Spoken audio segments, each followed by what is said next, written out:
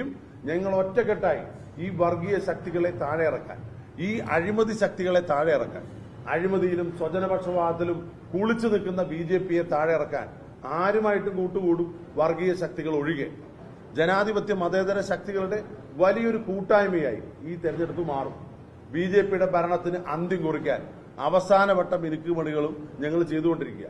ഏതറ്റം വരെയും ജനാധിപത്യപരമായ മാർഗത്തിൽ മാത്രം അക്രമത്തിന്റെയോ വർഗീയതയുടെ പാതയിലൂടെ അധികാരം പിടിക്കാൻ കോൺഗ്രസ് ആഗ്രഹിക്കുന്നില്ല, UDF ആഗ്രഹിക്കുന്നില്ല. അതുകൊണ്ട് ഒരു വർഗീയ ശക്തികളുമായിട്ടും കൂട്ടുകൂടി ഈ അധികാരത്തിന് വേണ്ടി പ്രവർത്തിക്കില്ല. രണ്ട്, ഈ വർഗീയ ശക്തികളെ, ഈ അഴിമതിയിൽ മുങ്ങിക്കുളിച്ച ഈ നഗരസഭാ ഭരണത്തെ അവസാനിപ്പിക്കാൻ ഏത് തരത്തിലുള്ള വിട്ടുവീഴ്ചയും ജനാധിപത്യ മതേതര സംവിധാനത്തിൽ ചെയ്യും.